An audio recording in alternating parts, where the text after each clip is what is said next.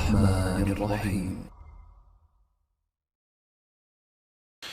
سبحانك لا علم لنا إلا ما علمتنا إنك أنت العليم الحكيم. 1 tahun sudah begitu luar biasa cepat, dan ini menjadi bagian dari umur kita.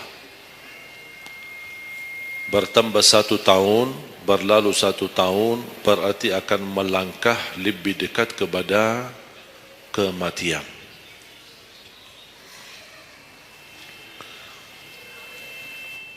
Sebenarnya bukan berapa usia kita, tapi apa isi usia kita. Isinya apa? Dan sebagaimana Rasulullah SAW menjelaskan di hadis yang sahih, di hari kiamat tidak akan tergeser kaki seorang sambil ditanya oleh Allah 4 pertanyaan. Berarti kita akan menghadapi 7 pertanyaan. 3 di kuburan, menghadap munkar nakir, man rabbuka, ma dinuka, man nabiyuka. Yang tersisa 4 nanti di hari kiamat, sebelum dimulai hisab, sebelum tergeser kaki kita ke surga maupun ke neraka, ditanya oleh Allah Subhanahu wa taala 4 pertanyaan.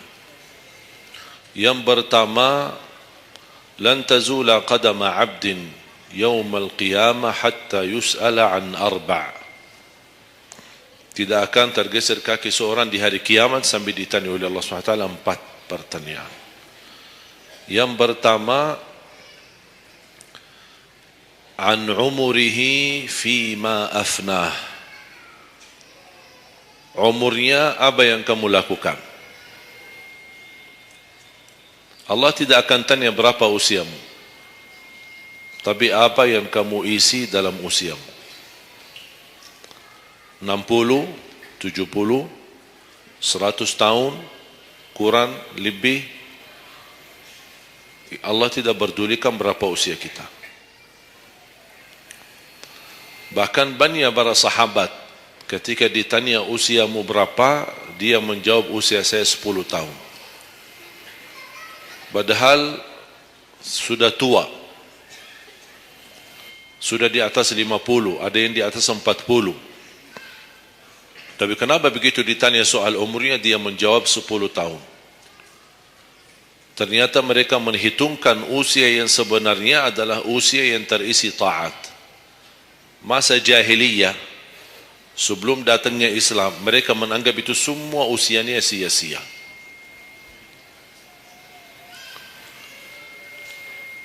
Berarti kalau ada orang muslim tidak salat sama sekali sampai usia 50 tahun, semua usianya sia-sia. Karena tidak ada ibadah satupun yang diterima kalau tidak pernah salat. Biarpun dia haji setiap tahun, puasa setiap Ramadan, dia bersedekah berinfak setiap hari, tapi tidak pernah salat 5 waktu sama sekali, sia-sia amalannya. Karena pertama yang akan dihisab oleh Allah salatnya. Kalau salat itu beres, baru akan ditanya yang lain. Kalau salatnya tidak ada, Allah tidak perlu bertanya yang lain. Makanya saya selalu berkata, khususnya para pemuda-pemudi, seberapapun dosamu, jangan tinggalkan salat. Sebesar apapun dosamu, jangan tinggalkan salat. Karena salat itu ibadah yang langsung menyambungkan kita sama Allah. Tali hubungan kita sama Allah. Kalau tali hubungan kita sama Allah terputus, tidak ada tali yang bisa sambung lagi. Dan selama anda menjaga salat, berarti masih ada harapan masuk dalam golongan yang akan diampuni Allah. Ada ampunan, ada harapan ampunan. Tapi kalau tidak salat, terus bagaimana Allah ampuni kalau tidak mau bertaubat? Banyak orang berkata, saya malu. Atau dia merasa ada bisikan di hatinya. Buat apa lo salat? Ngapain? Perilaku kamu aja tidak benar. Sama orang tua aja tidak benar. Dosamu tidak pernah henti-henti. Percuma salat, tidak usah. Itu ingat bisikan syaitan. Karena syaitan ingin semuanya sekali-kali rusak. Kalau berbakti baik belum sempurna, masih banyak dosa maksiat, banyak kerusakan yang lain, tapi masih terjaga salatnya, ada harapan diampuni dosanya.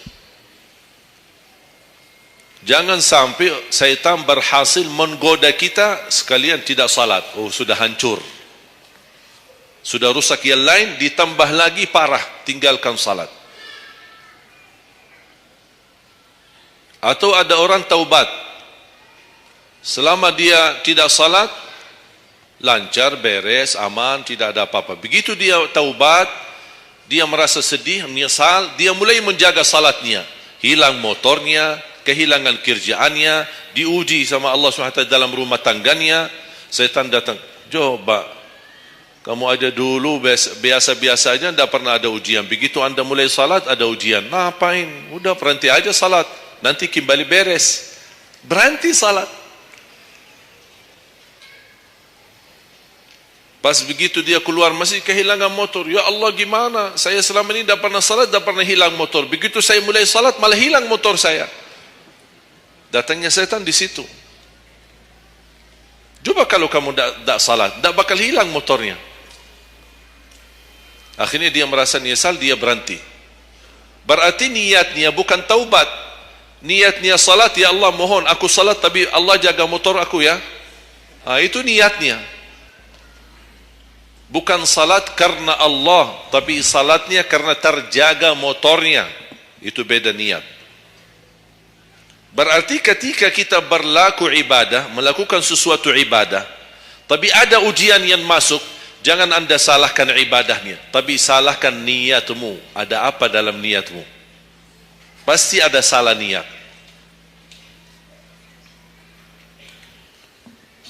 Dan itu inti daripada umur kita. Allah berikan 60 tahun. Kemarin saya hitungkan, kalau standar umur umatku kata Rasulullah kan 60 sampai 70. Itu kira-kira kurang lebih. Ada yang lebih tua, lebih panjang usianya, ada yang lebih muda. Tapi standar kata Rasulullah SAW, a'maru ummati baina 60 wa 70. Standar umur umatku antara 60 sampai 70. Ada yang melebihi dari itu, tapi sedikit sekali dibanding yang lebih muda. Saya kemarin hitungkan 60. Apa yang kita lakukan di dalam usia 60 tahun? Dari lahir sampai balik. Sampai tahun berapa? 15? Kita sepakat 15? 15 tahun. Berarti sebelum balik belum taklif. Sebelum balik belum taklif. Haji boleh tapi tidak wajib, karena syarat haji harus balik. Syaratnya harus balik, walaupun diperintahkan, dibiasakan untuk melaksanakan salat. Tapi anggaplah bedun taklif, belum ada taklif, belum ada kewajiban, berarti 15 tahun itu sia-sia. Dia potonglah dari 60. Berapa sisa? 45. Tidur sehari berapa jam? Hah? 8? Boleh kita sepakati angka 8? Ya, kita bicara standar. Katanya menurut kesehatan, tidur yang normal dan pas dan cukup adalah 8 jam. Anggaplah 8 jam tidur. Ada yang tidur 12 jam. Ada yang tidur bangun, salat tidur bangun, salat tidur bangun. Kalau hari libur, dia tidur, tidak capek tidurnya. Begitu bangun, ya Allah begal badan saya, tidur lagi.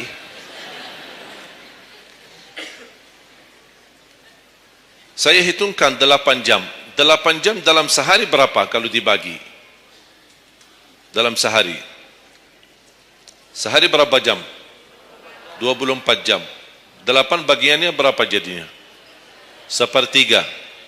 Sepertiga sehari tidur. Sepertiga 60 tahun berapa? 20. 20 tahun ngapain? tidur. 20 tahun cuman kerjaannya tidur. Mulai dari 8 jam. Coba, memang terlihat angkanya tidak terlalu besar. Tapi kalau dihitung dalam usia 60 tahun, 20 tahun tidur. Ditambah 15 belum taklif, jadi 35. Tersisa berapa dari 60? 25. Cari nafkah dan rezeki. Kerjaan, standar kerja, jam kerja berapa jam? 8. Berarti 60 tahun berapa jam? Berapa tahun kita kerja? 20 tahun. 20 tahun cari menjadi kaya. Tapi 20 tahun masih stres. Tak jadi kaya-kaya. Masih bermasalah. Ditambah habis 20 tahun pensiun, tambah hutang. Belum lagi hutang sana sini. Sekarang semua serba hutang. Dan yang aku heran, kenapa orang Indonesia suka berhutang? Ada masalah sedikit hutang. Sekarang HP cicilan bagus-bagus. Begitu saya kemarin diajak sama teman foto, saya lihat HP ini, Masya Allah HP yang terbaru ini. Maaf Pak, cicilan. Jadi jangan ditipu, jangan tertipu ketika anda melihat handphone baru sama orang, langsung anda baik sangka barangkali cicilan. Tak ada yang sanggup cash. Cash itu 12 juta sampai ada 15 juta. Bawa mobil yang mewah, cicilan. Begitu pindah rumah, cicilan. Jalan-jalan besok juga nikah, cicilan. Semua serba cicilan. Dan terpengaruhi dengan promo sana ini, ada ini non persen, non ini apa, sini beli satu dapat satu, dan semua serba hutang. Tanpa kita sadar, tidak sadar, memang mudah kita awal-awalnya berhutang, tapi begitu sudah jatuh tagihannya, pusing. Memang hutang ini bikin aku stres. Ada orang minta sama saya amalan. Ada enggak amalannya supaya saya bisa mengatasi masalah hutang ini? Saya bilang mudah amalannya, jangan berhutang lagi. Udah. Sudah selesai. Hutang itu di dalam Islam dibolehkan kalau sudah benar-benar keadaannya darurat. Sudah tidak ada solusi, tidak ada jalan, tidak ada yang bisa bantu, tidak ada yang bisa menolong. Akhirnya terpaksa, dan hati-hati dari riba. Jangan terpaksa nanti beralasan, ya Allah saya terpaksa menggunakan pinjaman bank tapi riba. Pinjam 100 juta kembalikan 120 juta. Dosa besar. Masih lebih ringan dosa zina sama ibu daripada terima uang riba. Nauzubillah min zalik.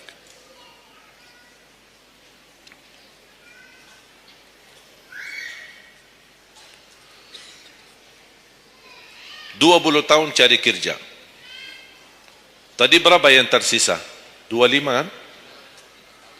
Berarti yang tersisa berapa? Saya belum bicara ibadah Bapak Ibu. 20 tahun tidur, 20 tahun cari dunia, 15 tahun masih belum taklif, tersisa 5 tahun. Saya hitung dalam 60 tahun, bagi orang yang rutin menjaga salat 5 waktu, tahu enggak hasil hitungan saya dapat berapa? Anda jaga salat selama 60 tahun, itu menghasilkan ibadah cuma 2 tahun 7 bulan. Total salatmu dalam 60 tahun 2 tahun 7 bulan. Karena salat 5 waktu berapa? Tidak sampai 1 jam. Tidak sampai 1 jam. Saya bicara yang wajib. Ada, bagaimana saya hitung kalau ada orang yang tidak salat sama sekali? Na'udzubillah, sudah habis sia-sia umurnya kalau tidak salat sama sekali. Saya belum hitung tarawih 23 rakaat 7 menit. Nah, itu beda urusan itu. Ada tarawih 23 rakaat 7 menit? Tidak ada tarawih. Jangan apa suuzzan, itu namanya ulah raga. olahraga paling cepat selesai dapat juara 1. Jadi kita harus baik sangka, jangan suuzan, karena itu bukan salat. Yang aku heran itu setiap tahun itu tradisi ini terulang setiap Ramadan, menjadi sebuah kebiasaan yang seharusnya menjalani kebiasaan agama atau kebiasaan beribadi. Dan kenapa itu hal menjadi betul-betul sesuatu yang kebiasaan, menjadi tradisi? Kenapa? Aku heran ini. Ada yang bisa jawab? Kenapa ketika masuk Ramadan tetap menjalankan 23 rakaat tapi dengan cara cepat? Aku heran belum menemukan jawabannya. Ada apa dengan 23 rakaat harus selesai cepat? Dan ini khusus di bulan Ramadan. Aku sangat kagumi ketika mendengar seorang imam begitu maju imam tarawih rakaat pertama, Allahu Akbar, Masya Allah, kepanjangan takbirnya. Saya sudah alhamdulillah, pasti nikmat, enak. Bismillahirrahmanirrahim, alhamdulillahirabbil alamin, arrahmanirrahim. Astaghfirullahalazim, saya kaget. Barusan sudah enak, ngapain cepat-cepat? Makanya saya ingat di masa ketika saya di salah satu kampung, ada seorang bapa di samping saya.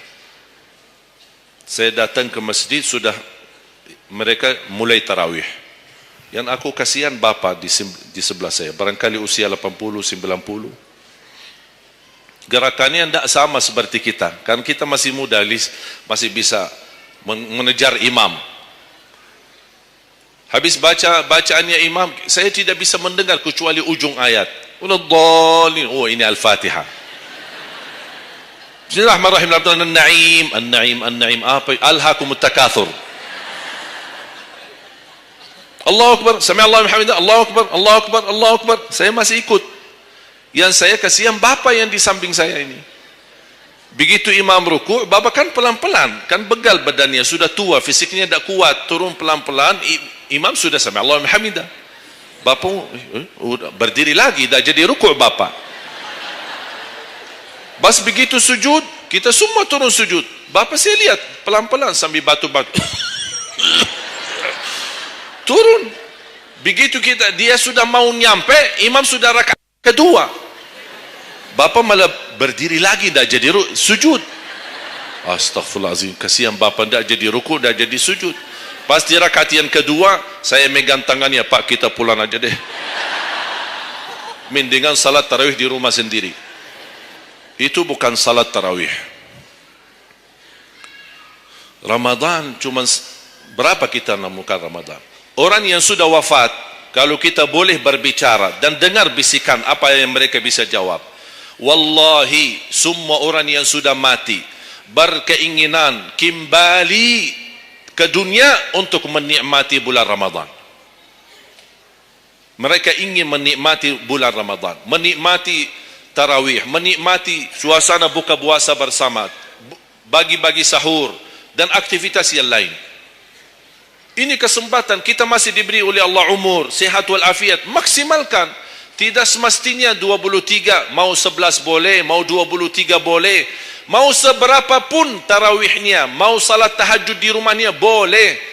Ulama sudah menjelaskan jumlah salat malam atau tarawih yang paling sedikit 2 rakaat, yang paling banyak tidak ada batasnya. Jadi kalau kita 2 rakaat, 4 rakaat tutup witir, sah. 8 rakaat tutup witir, sah. 10 rakaat tutup witir, sah, tidak ada masalah. Tidak harus 11 atau 23. Intinya bukan jumlahnya, tetapi cara melaksanakannya. Apalagi kalau bacaan imam bagus, fasih, jelas hurufnya. Saya yakin bagi jamaah yang awam, yang datang setiap Ramadan, setiap malam ikut salat tarawih, dia belum bisa baca Quran, tapi dia mendengar baca imam selama 30 malam, dia pasti bakal belajar Al-Quran karena bacaan imam bagus. Bismillahirrahmanirrahim, Alhamdulillahi Rabbil Alamin, Ar-Rahmanir Rahim, Maliki Yawmiddin, Iyyaka na'budu wa iyyaka nasta'in, Ihdinas siratal mustaqim, Siratal ladzina an'amta 'alaihim ghairil maghdubi 'alaihim waladdallin.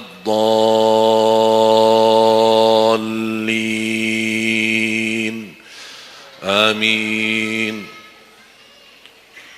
Kalau tidak dapat manfaat mengikuti salat tarawih di belakang imam yang bacaannya fasih selama 30 hari, anda cuma dapat benarkan bacaan Al-Fatihah, wallahi nikmat, syukur. Selama 30 malam anda cuma dapat membenarkan bacaan Fatihahmu, sudah luar biasa. Tidak usah bicara ayat yang lain, hanya Al-Fatihah saja. Kenapa? Tidak sah salat kita tanpa Al-Fatihah. Kata Imam Nawawi, di dalam suratul Fatihah ada 14 tasdid. Ada 14 tasdid, hurufnya yang ditekan. Ada 14. Tertinggal satu, batal salatnya. Dan Imam Nawawi berikut mazhab Syafi'i. Makanya jamaah sekalian, wajib hukumnya belajar Al-Fatihah, bukan sunnah. Wajib hukumnya belajar surat Al-Fatihah. Perbaiki, benarkan bacaanmu, karena tergantung Fatihahnya itu salatnya sah atau tidak, itu tergantung Al-Fatihah. Makanya saya harap mulai dari hari ini anda semua bersungguh-sungguh belajar suratul Fatihah. Jangan anda targetnya mau hafal 30 juz.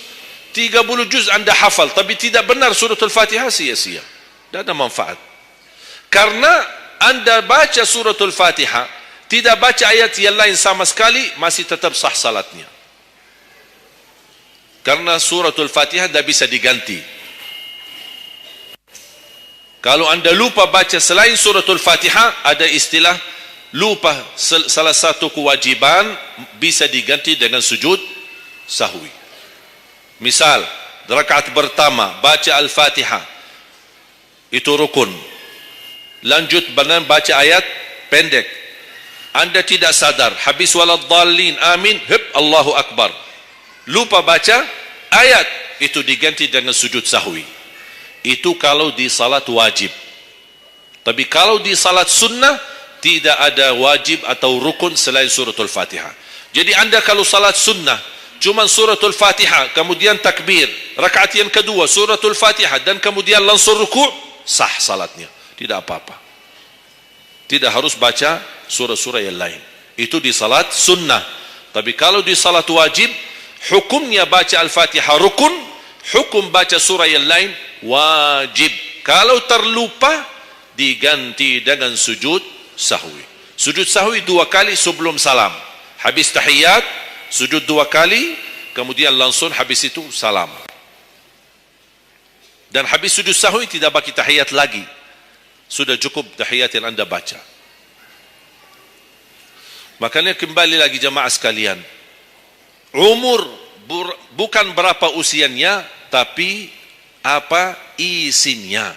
Maka Rasulullah SAW bersabda, ni'mal abdu salih man tala umur wa hasun amalu. Sebaik-baik hamba yang salih, yang panjang usianya, tapi baik amalannya.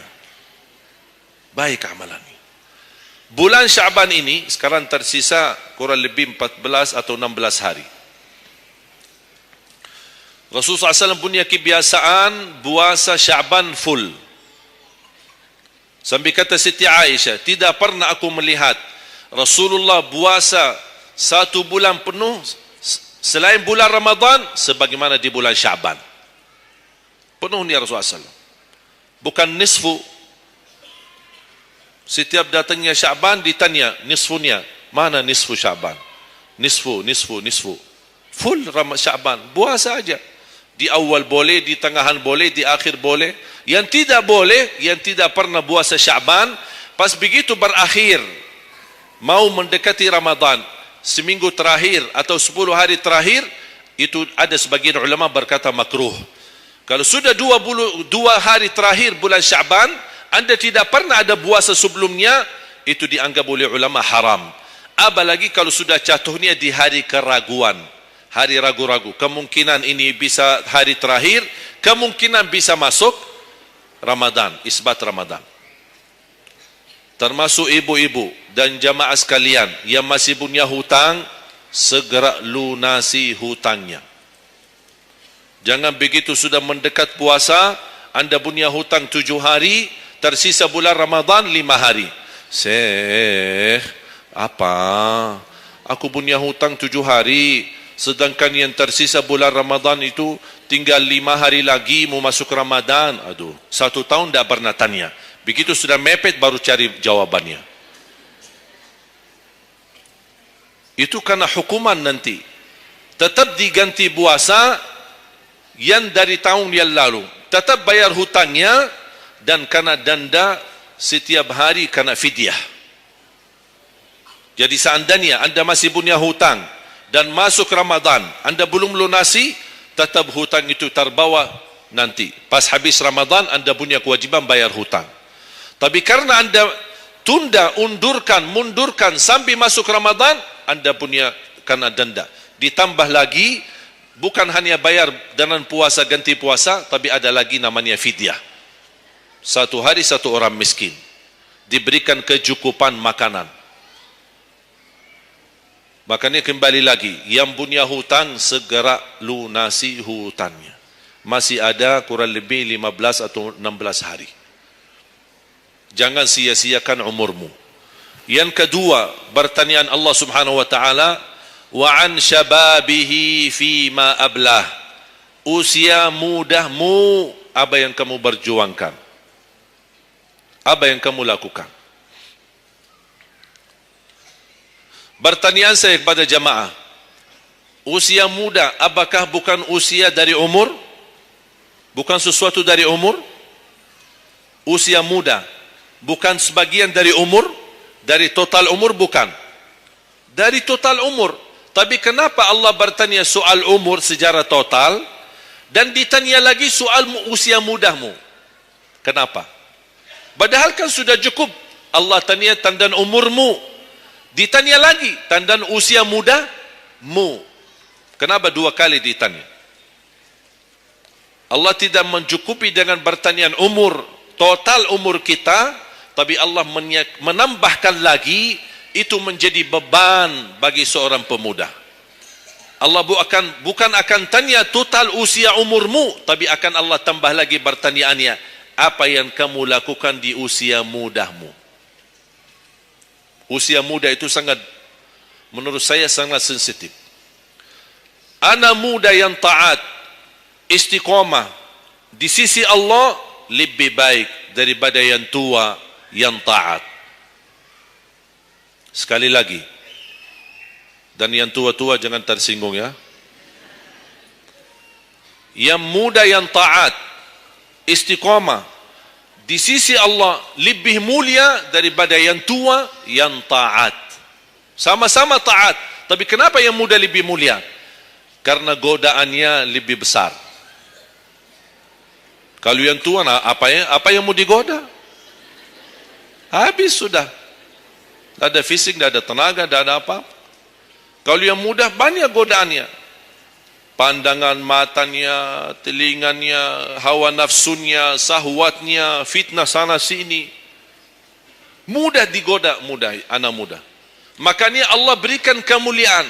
Bahkan salah satu hadis yang sahih, di hari kiamat semua di bawah matahari, cuma 7 golongan yang di bawah naungan Allah. Di antaranya wasyabun nasya'a fi ta'atillah, seorang pemuda yang menjaga diri dalam bertaat kepada Allah. Dia dapat keistimewaan di hari kiamat bersama pemimpin yang adil, bersama seorang laki-laki yang tergantung dengan masjid berapapun usianya.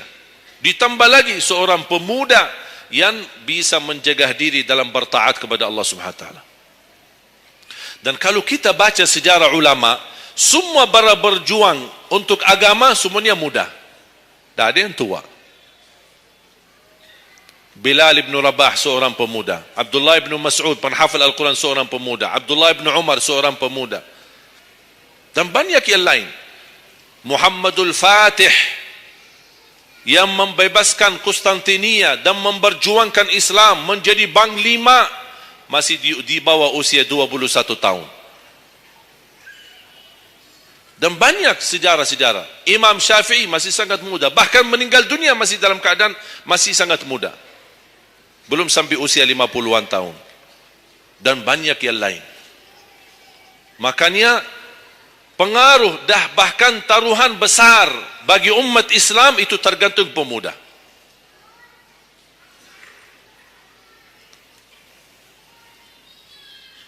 Kalau pemuda yang suka memakmurkan masjid, mencintai Al-Quran, dan dia bisa menjaga diri, dan dia bisa berbakti baik sama orang tuanya, dan selalu menjadikan target utama ridha Allah, wallahi Indonesia makmur.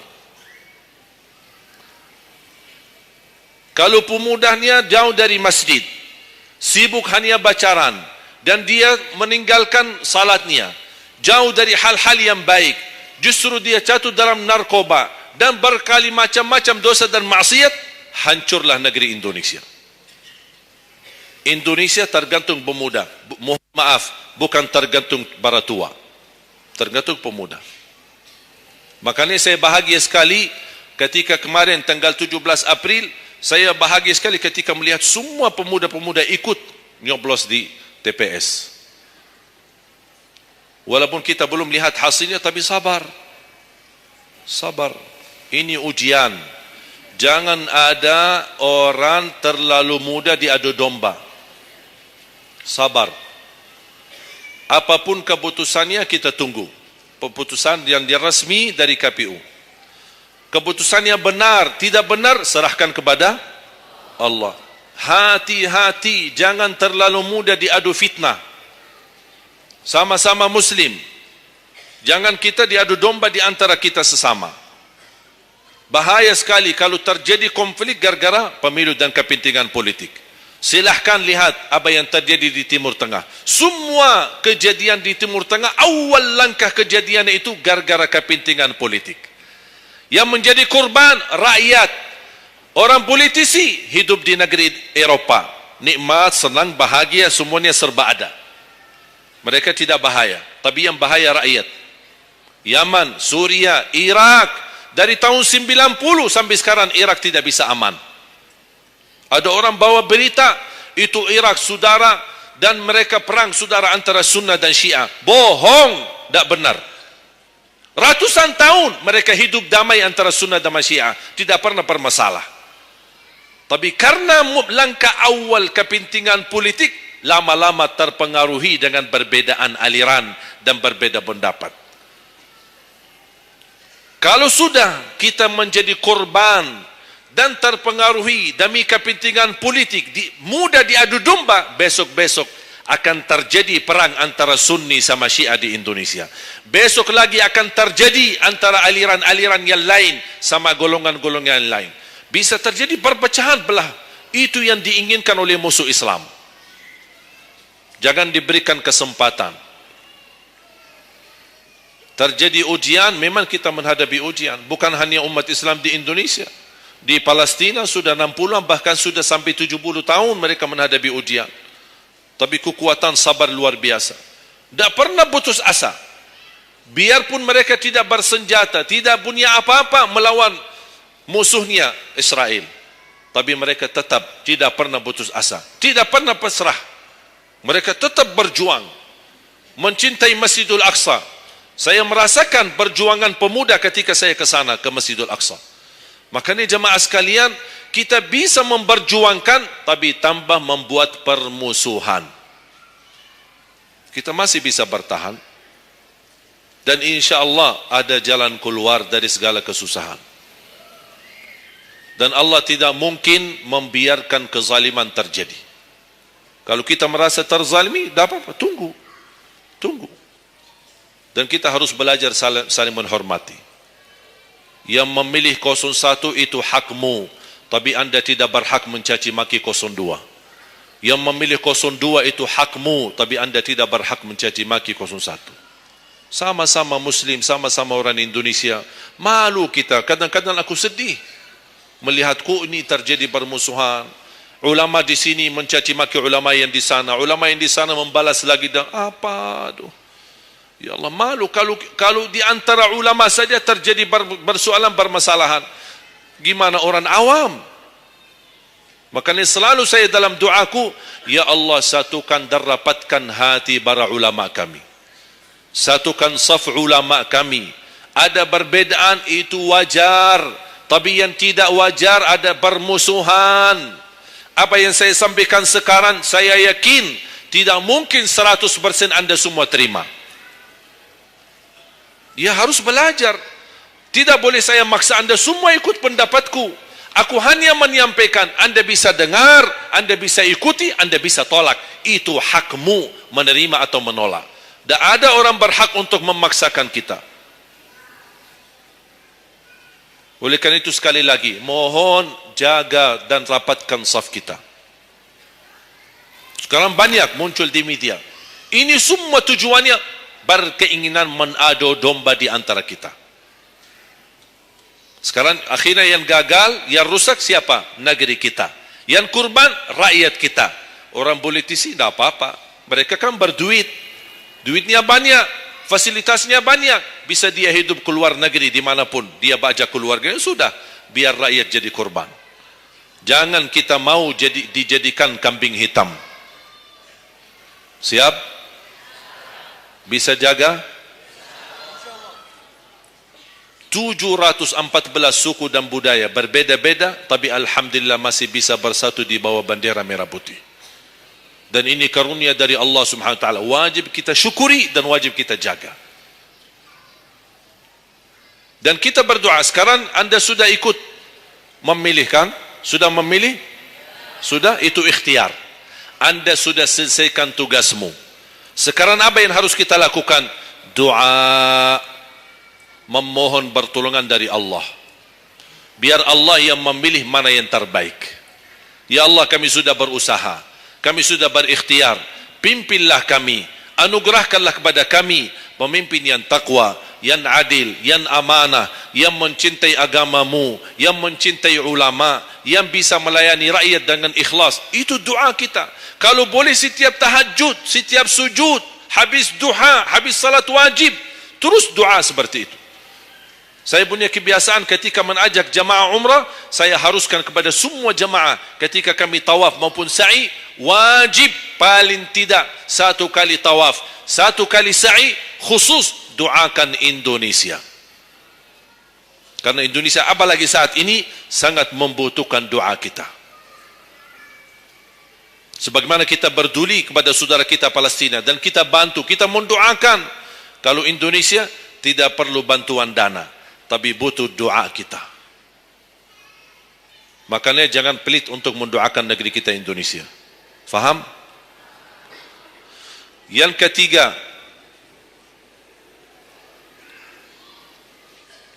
wa an ilmihi wa an malihi min aina iktasabah wa fima anfaqah. Pertanyaan yang ketiga yang akan ditanyakan oleh Allah, hartamu dari mana dan ke mana? Woi, bahaya ini. Kadang-kadang ada orang sumber dananya halal, tapi pengeluarannya bebas. Semuanya boleh. Itu bertanggungjawabannya. Akan ditanya oleh Allah, dari mana dan ke mana? Allah sudah kasih kan? Itu dari mana datang? Anda harus memberi jawaban yang benar. Dan kemana anda infakkan? Dan ingat, halaluha hisab wa haramuha azab. Harta yang halal bakal dihisab. Sekarang banyak orang salah faham. Orang fikir kalau ada harta yang haram akan dihisab oleh Allah. Tidak. Yang dihisab bukan yang haram, tapi yang halal.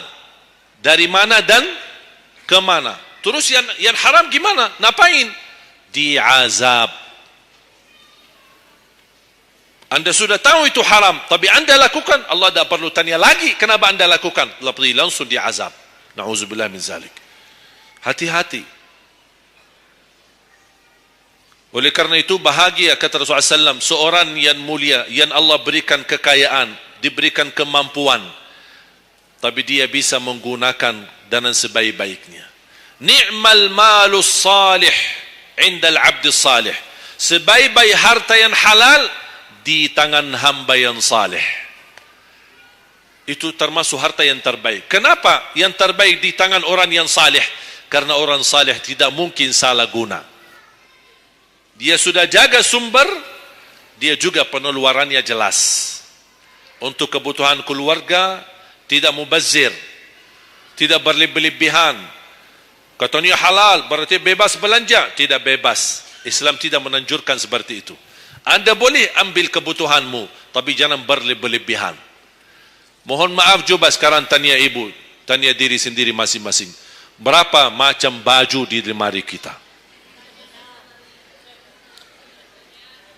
Sudah, mohon maaf, dah usah bahas yang lalu.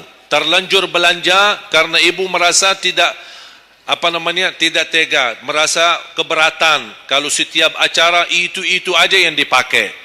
Pagi acara, besok siang pulang ganti. Siang malam ada acara lagi, ganti lagi. Karena merasa malu. Apalagi kalau ketahuan, bukan yang tadi pagi ini ya. Oh, ada beda warna. Memang sama model tapi beda warna. Malu karena orang-orang itu. Apain kok? Makanya udahlah, terlanjur. Itu memang mohon maaf kebiasaan wanita. Tapi saya usulkan baju-baju yang sudah lama tidak dipakai, ngapain simpan? Sudah, bebaskan, infakkan, sedekahkan. Saya kemarin bermusyawarah dengan tim-tim yayasan kami untuk membuat satu lembaga khusus yang punya pakaian-pakaian yang sudah lama tidak dipakai.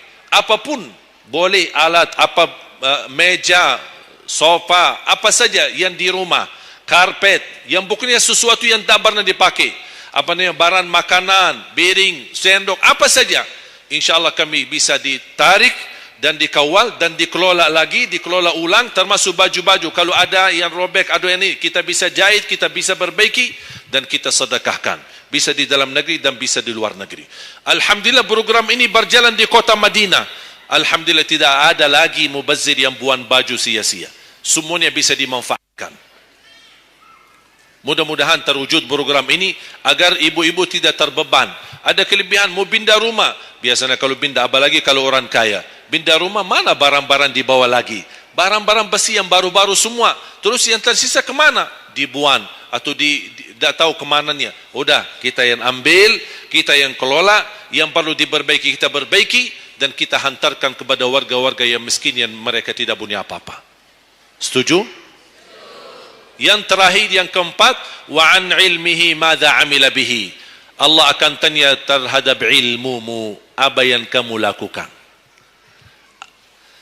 Jadi jamaah sekalian, intinya bukan berapa banyak ilmumu, tapi berapa yang anda amalkan.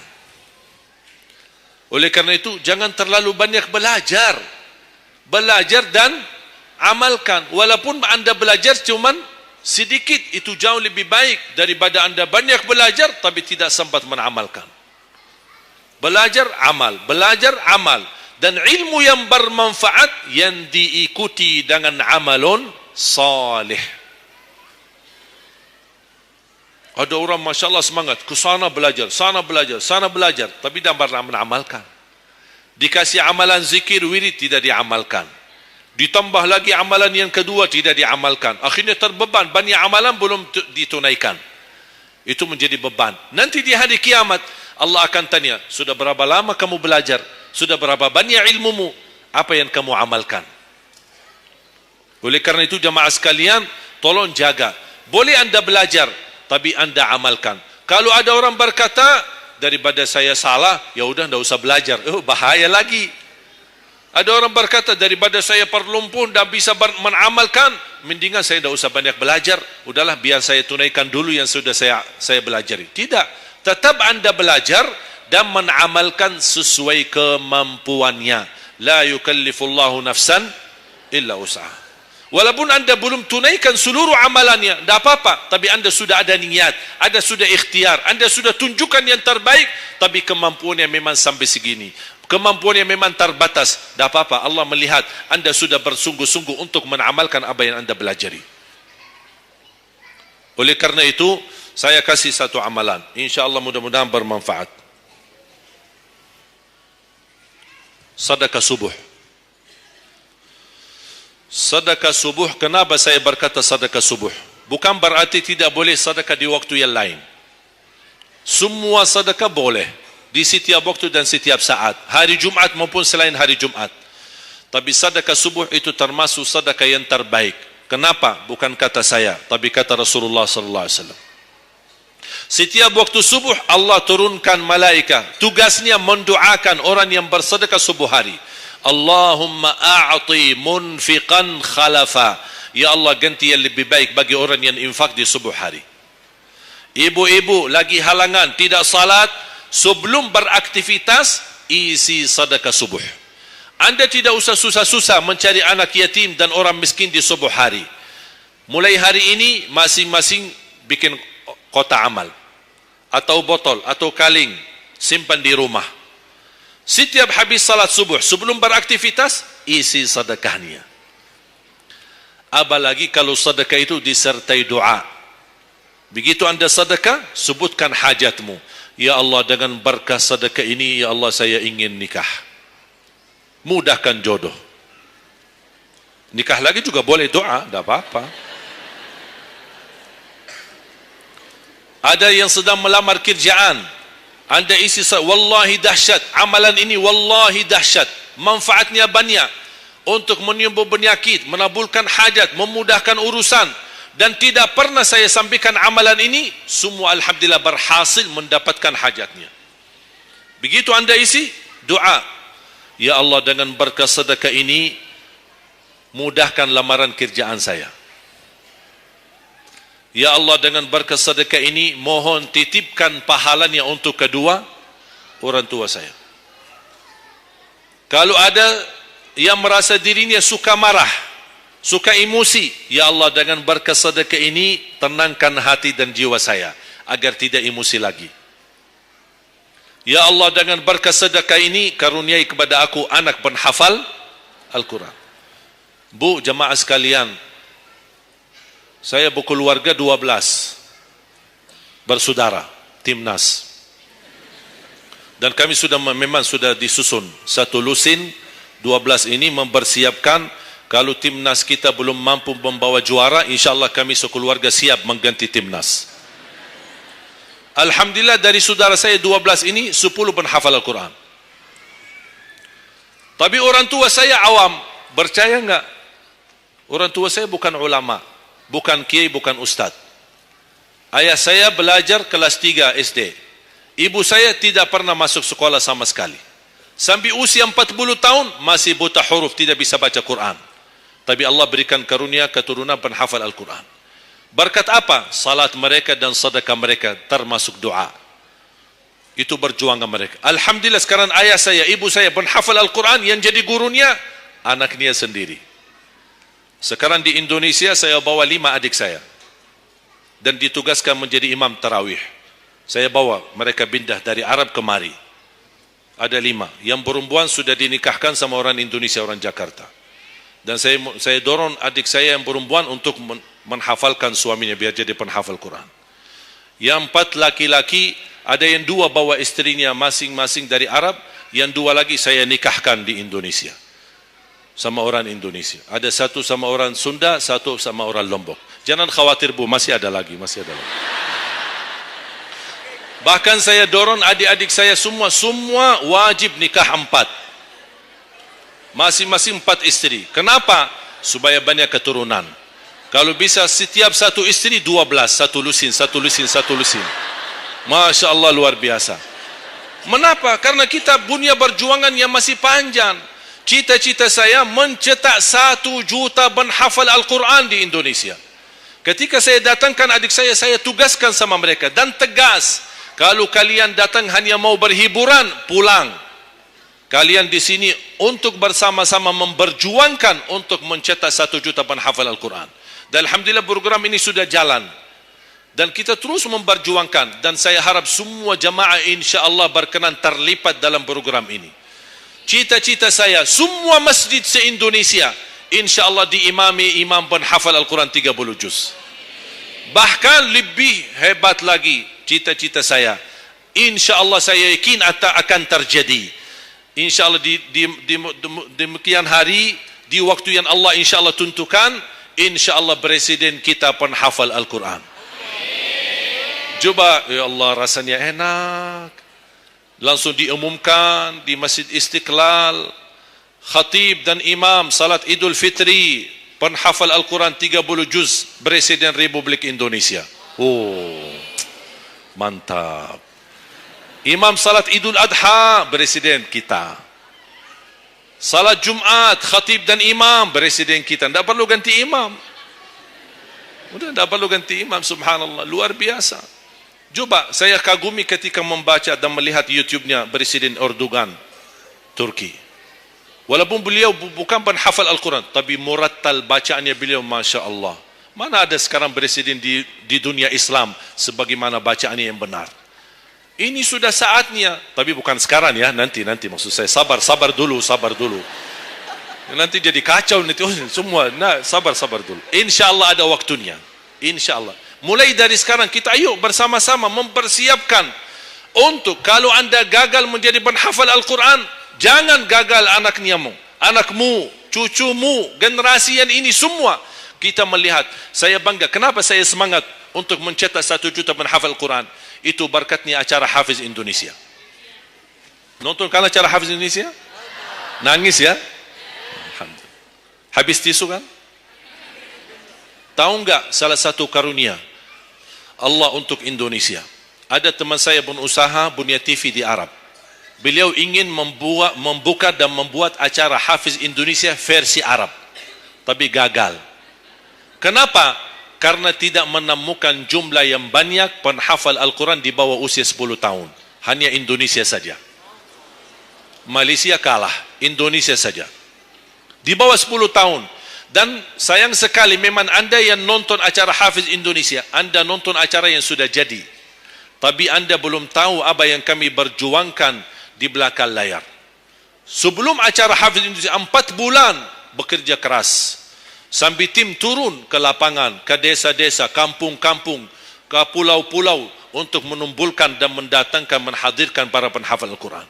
Ketika dibawa di Jakarta 2 bulan berturut-turut kami didik mereka. Yang awalnya pemalu, awalnya ada yang mohon maaf kencing di celananya sendiri. Saking tidak berani, takut. Alhamdulillah sekarang menjadi mereka pemberani. Bahkan mereka berlumba-lumba azan subuh. Mereka berlumba-lumba membangunkan sesama saudaranya. Sama-sama tertib, makan. Kita menghadirkan dokter kesehatan, kita menghadirkan dokter psikologi jiwa untuk menjaga perasaan mereka selama 2 bulan. Didampingi kadang-kadang ibu mereka, didampingi kadang-kadang ayah-ayah mereka. Dan semua rata-rata sepakat orang tua mereka, tidak pernah kami merasakan bangga memiliki anak sebagaimana kami melihat perjuangan di Hafiz Indonesia. Dan alhamdulillah begitu selesai acara Hafiz Indonesia, kami tidak tinggalkan mereka. Kami terus kawal, kami terus pimpin. Dan alhamdulillah mereka di kampung masing-masing sudah membangun rumah tahfiz. Ada yang membangun pesantren untuk mencetak dan melahirkan jumlah yang banyak penghafal Al-Quran. Dan ini perjuangan luar biasa. Tidak mudah. Berapa biaya yang dikeluarkan. Dan mohon maaf, belum ada sponsor yang bisa mensponsori kita dan membayar full untuk kita. Kita terus bekerja keras dan alhamdulillah masih Allah hantarkan kepada kita orang yang dermawan, orang yang baik, yang berduli dengan dan mencintai Al-Quran. Allah anugerahkan. Wallahi menurut saya, saat ini, zaman ini, sedekah yang terbaik dan yang termulia, semua apapun yang terkait dengan Al-Quran, itulah yang termulia. Makanya boleh anda ketika anda bersedekah, jangan lupa disertai doa. Di antaranya anugerahkan ya Allah Indonesia menjadi negara Al-Quran. Tapi tolong fokus. Kalau anda isi sedekahnya, tolong disesuaikan. Jangan isi sedekahnya koin, teng, tapi doanya sampai terbit matahari. Tidak ada malunya. Kata Allah, koin-koin aja sedekahnya, doanya dah habis-habis. Hajatnya panjang, lebar. Malu kita. Bukan Allah tidak bisa. Allah maha bisa menabulkan hajat. Tapi kita malu sama Allah. Kok cuma bikin teng, ya Allah, ya Allah, ya Allah, panjang. Fokus. Kalau usulan saya, satu sedekah, satu hajat. Satu sedekah, satu hajat. Dan insyaAllah akan anda melihat manfaatnya. Mudah-mudahan semua yang hadir, insyaAllah menjadi keluarga besar 1 juta penghafal Al-Quran. 1 juta mencetak penghafal Al-Quran. 1 juta keluarga Al-Quran yang insyaAllah akan membangun generasi baru yang membawa Indonesia menjadi baldatun tayyibatun rabbun ghafur, dan di masa yang akan datang insyaAllah Indonesia menjadi lebih baik. Amin ya rabbal alamin. Barakallahu fikum. Terima kasih, semoga bermanfaat. Kurang lebihnya mohon maaf. Mungkin ada panitia ingin menyampaikan selanjutnya. Wallahu a'lam. Subhanakallahumma bihamdika asyhadu an la ilaha illa anta astaghfiruka wa atubu ilaik. Wassalamualaikum warahmatullahi wabarakatuh.